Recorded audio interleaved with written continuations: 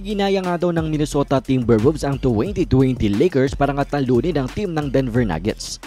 Pero mga idol, kung hindi nyo pa nga alam ay iisa lamang ang taong bumuo sa team ng Denver Nuggets ngayon, pati na rin ang bumuo sa team ng Minnesota Timberwolves.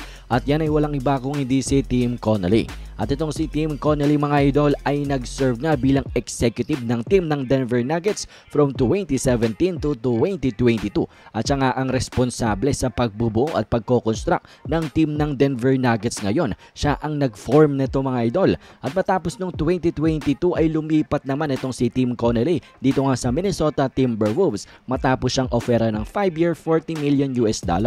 At siya naman ang responsable dito nga sa pagkuha kay Rudy Gobert pati na rin kay Mike Conley at sa pagseset niya ng roster ng Minnesota Timberwolves sa pagko-construct nga ng kanilang roster ngayon na halos full of big men and perimeter defenders. Kaya naman mga idol ay hindi nga maiwasan ng maraming Lakers fans na masabi na ito daw si Tim Connelly ay nagdraw ng inspiration from the 2020 Los Angeles Lakers. Nang dahil siguro napanood nyo nga daw nung Western Conference Finals noong 2020 na para pigilan si Nikola Jokic ay you need multiple big men. At nung tinalo nga ng Lakers ang Nuggets noon mga idol ay they have multiple big men. At ngayon nga daw mga idol ay parang makikita natin ang pattern sa team naman ng Minnesota Timberwolves. They have multiple big men. Kaya nga mga idol hindi nga maiwasan ng maraming Lakers fans na masabi baka daw humugot ng inspirasyon itong GM ang executive ng Minnesota Timberwolves from the 2020 Lakers nang dahil halos similar nga daw ng paglalaro, similar din ng mga players. At ayon nga dito sa isang reporter at analyst, sinabi niya, the Timberwolves remind me so much of the 2020 Lakers.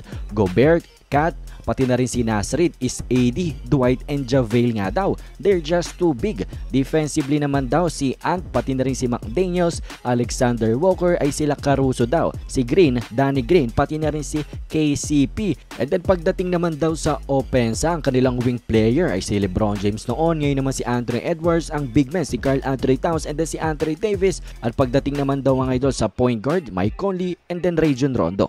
Kaya naman hindi nga maiwasan ng maraming Lakers fans na mapaisip na baka mamaya ay talagang dito nga daw kumuha ng inspirasyon ang current executive ng Minnesota Timberwolves na si Tim Connelly sa pagko-construct nga ng 2024 Minnesota Timberwolves nang dahil nga daw sa similarity, sa sobrang similarity ng dalawang team.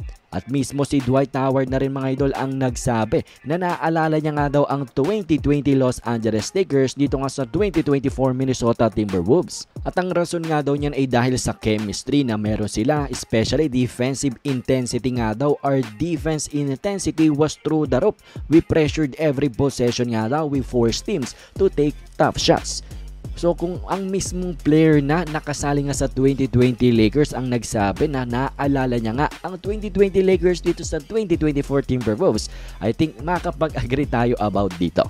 Pero anyways, ano bang opinion nyo dito mga idol? Sang-ayon ba kayo dito or hindi? Komento nyo lamang inyong mga opinion sa ating comment section.